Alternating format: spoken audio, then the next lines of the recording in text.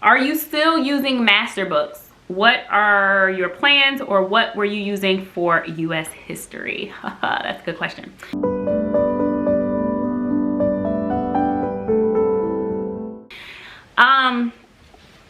Am I still using master books? Yes, I am still using master books. Not in the way that master books intends for their curriculum to be used. I use master books my way because master books, for some kids it's great. Master books has a lot of fluff. My kids just like to get to the point. And so the stories that go along with master books are cute, but they don't work for my kids, so we don't read the stories because I lose them by the end of the story. So we just completely cut the stories out, and we are here for the concepts that I want them to learn. And so I would encourage you to do that too. If you are using a curriculum, use it in the way that it works for you. Someone else created the curriculum, right? They created it because maybe it works well for their kids, or maybe they had a classroom and it worked well for them. Well, what if that doesn't work for you? That's why we homeschool, so that we can cater to our kids and their education. And I cater master books to our family's needs. Each of my kids are different. If I feel like my daughter, who is more like, she likes the fluff more than my boys. So if I feel like she wants the fluff that day, then I'll read the story. But if I feel like she is just like, her attention span is not there, then we move on. So it really depends on each individual kid.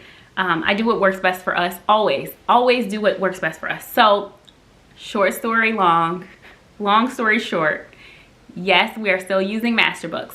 Do I plan on using master books next year? No, I don't have plans to use it next year, but we are gonna finish the year out. We don't use any curriculum every single day.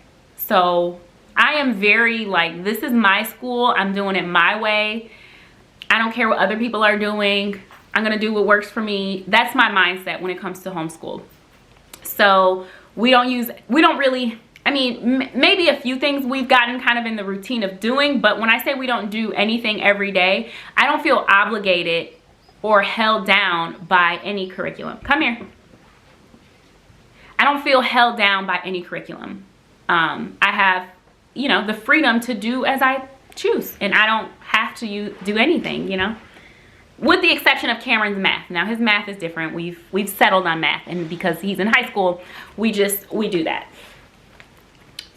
We also got the dogs little tags from Disney World. Little, not tags, but them collars. We got them collars from Disney. They're so cute. All right, let's see what the next question is.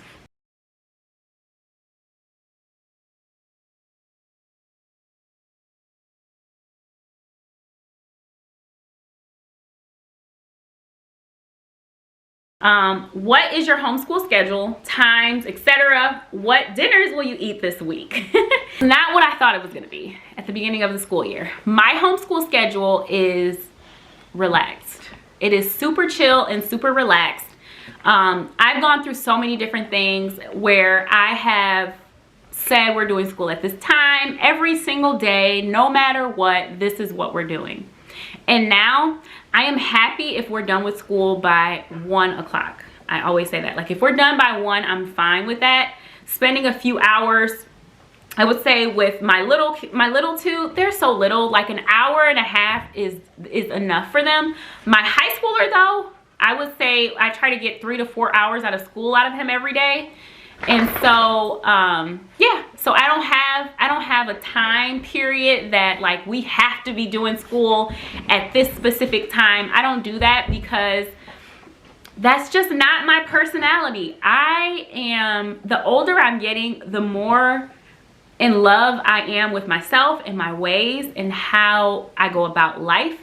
The less I feel pressure from other people to run anything the way that they do. I don't want to run my house the way anyone else does. I don't want to run our school the way anyone else does. I don't want to run my marriage the way anyone else does. And when I'm saying that, I'm not trying to go against the grain, but I don't feel held down by anyone's rules or how someone feels like you should do a certain thing.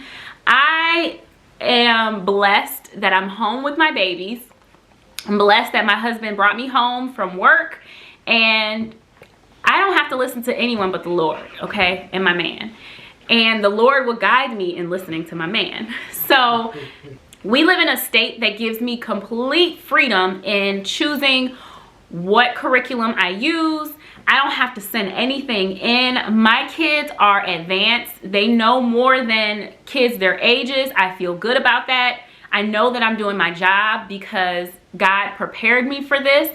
And anything that I do, I take the Lord with me. And I know without a shadow of a doubt that I am pouring into each of my babies everything that they need at every time.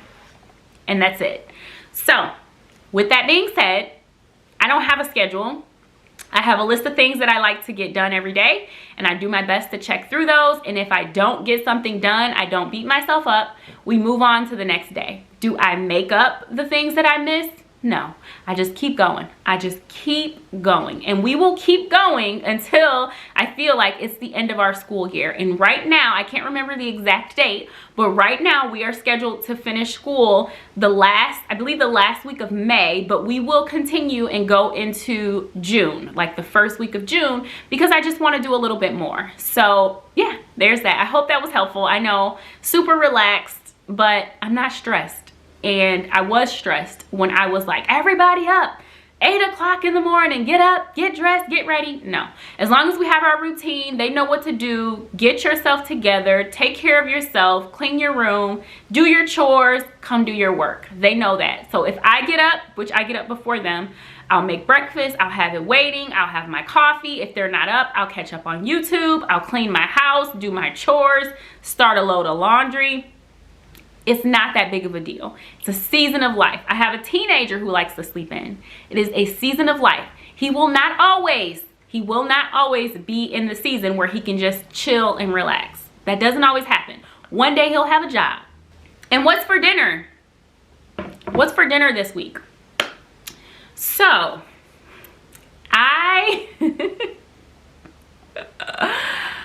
y'all gonna kill me. Okay, so what's for dinner this week? I don't know. I don't know what's for dinner this week. So currently in my house, I am in what I call survival mode. And I call it survival mode because I am doing the bare minimum in my house right now in order for you to see the smile that you see here on my face. I just got my teeth cleaned today too, so I'm cheesing extra hard because I just got my teeth cleaned and they're cute. And the dentist, she pumped my head up, so now I'm like, you know, I'm extra with my smile. But in order for me to be this happy person, I understand that there are seasons in life where I have to let some things go in order to stay happy, stay sane. I have learned that. I have been a wife now for going on 8 years. So I have been married for going on 8 years, but I have had my own place. I have ran my own home for 14 years now. And so I have learned to make sure that my house and myself, my own mental health comes first. And I am adding that into someone asking me about groceries or about a meal plan, because typically I do plan out my meals. That routine works out so well for me. But when I'm in a tough season where I'm trying to just maintain my happiness and I'm working on myself, I have to let something go. And the thing that I chose to let go in this season of life was meal planning, because I just didn't have the mental capacity for it. I don't have any space to meal plan. Like, I just need to do other things successfully, and the meal planning just kind of fell off the bandwagon. So instead of writing down my meals, I have what I heard someone call a capsule meal plan or a capsule menu. So what I mean by that is I have basics in my freezer, in my fridge all the time. I always have things to make meals every day, all the time. So whenever I'm going to the grocery store, I am picking up our staples and our basics. So I am not writing a grocery list because I don't have time to write a grocery list. Me and my husband are coaching our kids. They are all in extracurricular. I am homeschooling. My husband is in a busy season at his job. I don't have a minute to write down a grocery list. I'm actually not even looking at my planner right now because that is how busy my schedule is. I am not calling friends back because I don't have time. I don't. And so we have a capsule menu plan of staples that I purchase over and over again. And so what I will tell you is all the meats that we will be having this week. What I will make out of that meat, I have no idea. We have ground beef, we have salmon, we have sausage for like if I wanted to do jambalaya or red beans and rice. We have that. We have tons of chicken. We have pork chops and we have hamburgers. So we always have that, and occasionally we have hot dogs or Polishes. So we always have that. We always have frozen pizzas. And so with those things, I make sure that I always get vegetables, always. I always have fruit, always have oatmeal, pancakes, eggs, flour to make bread because now I'm getting into like bread making and baking. So with those things and beans and things like that, I can always make a full course meal for my family no matter what. If I don't cook, it's because I'm lazy. It's because, let me fix that. If I don't cook, it's because I'm tired and I just don't want to. So I don't know what we're having for dinner every single day, but by the morning time in my head, I have picked out what I'm gonna cook for dinner. So I have found that that works well for me in this season of life that I'm in. I don't even have to, there's not a lot of thought into it. Like I'm moving in routine. I clean my house at nighttime. I get up in the morning, pull out meat that we're gonna have for dinner by a certain time, and life goes on, right? Just very simple 3-course meal, some type of meat, some type of vegetable, and then some type of starchy side is honestly what I do. That's it. And for breakfast, it's either oatmeal, pancakes, waffles, eggs, sausage, bacon. Like it's simple. It's very simple. So that's how I'm getting through this season of life. February for homeschoolers is tough. And so someone did ask me that question as well. Why is February, I don't know where it is, but that was a question. Why is February so hard for homeschoolers? February is hard because in this school year marathon that you're running, you are far away from where you started. You're closer to the end, but you're right, like you're kind of in the middle of school, but you can see the finish line. Like you can see it. You can see it more than you can see start, right? So we're going forward.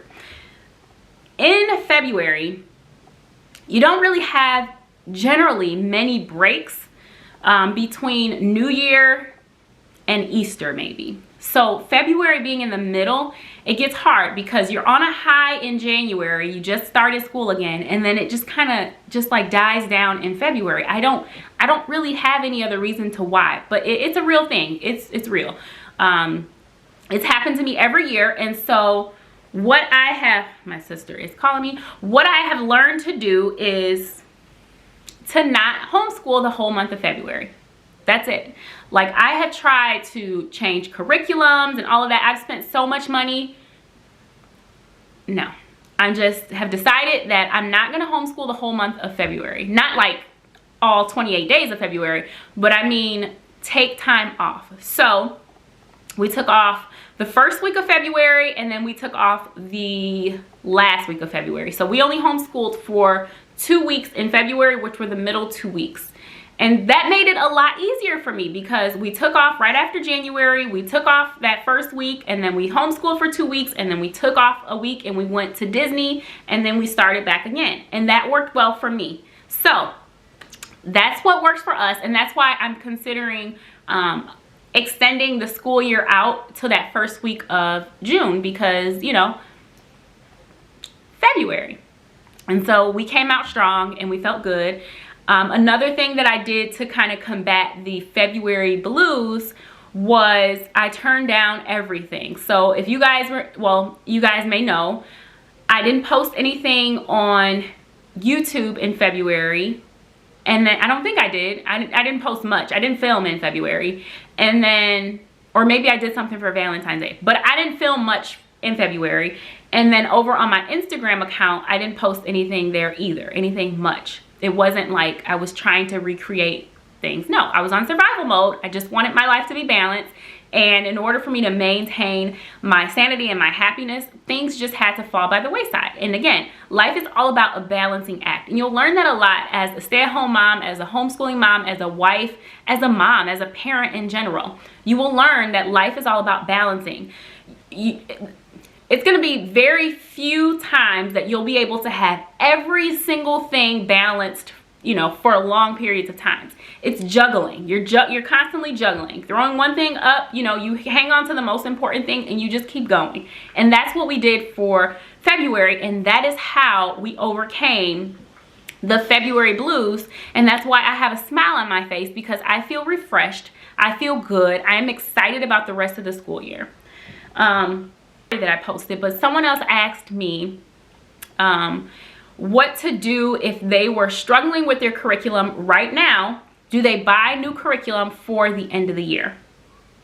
It's a tough question. My humble opinion is you probably have 2 to 3 months left of school. If you have 2 to 3 months left of school, I would not buy any more curriculum, okay? I told myself after January, like, I needed to figure it all out. By January, I'm not buying anything else. And so I did buy one last thing in January, and it actually worked out really well. But at this point in your homeschool year, you gotta figure out how to make the things that you have in your home work, how to be happy with them. If a curriculum is not working for you, what about that curriculum isn't working? What is it? Because I'm going to use an example for master books. It was too much. It was too much happening. It was too many stories. Like, it was taking too long. And so did I want to purchase a new curriculum at that point? Yes. And it's crazy because it worked well in the beginning, but then it's just like, I'm sick of these stories. That's how my kids felt. And so we eliminated the stories. My challenge to you is to figure out a way to remove the portions or parts that aren't working for you. Focus more on the concept that you need to teach your kids instead of the curriculum, because the concept is what's most important. The curriculum is secondary to the concept. So if you know what goals you have for your kids from now until the end of the school year, you should really be able to teach your kids without curriculum. So for instance, on days when I don't use master books, I may flip through to see like what the kids were going to learn, and then I think of a way to teach my kids that without curriculum. So for instance, Jace was learning about place values in his book, and I just didn't feel like using master books at that point. So we had little blocks. You can actually use Legos, and we had counting blocks, and we just did that his whole learning of place value took place with those blocks, and we kept at it until he got it. So there's other ways to teach the kids the concepts that are in the book. So use the book as a guide, and don't use it as like, this is it. Don't allow a curriculum to become an idol for you. You're not in it for the curriculum. You don't owe these curriculum companies anything. They created this curriculum because they thought it was best for the kids that they were around. It doesn't mean that it's going to work, you know, the whole thing from front to back is going to work for you, your family, and your kids. So if I could convince you or encourage you to do anything, it would say gain your power of being in charge of your homeschool and making the best decision for you and for your individual child every single day. So if Monday the curriculum works, use it. But if Tuesday you don't like the lesson and it doesn't work, skip it and figure out another way. If you don't like how they're teaching the alphabet, then write down the alphabet in a notebook and go over it with your baby. Maybe use flashcards. Print something off Teachers Pay Teachers to get the same idea. But do the best you can with what you have. And if the book completely is not working at all, put the book down and read to your kids. Just read to them. Read books.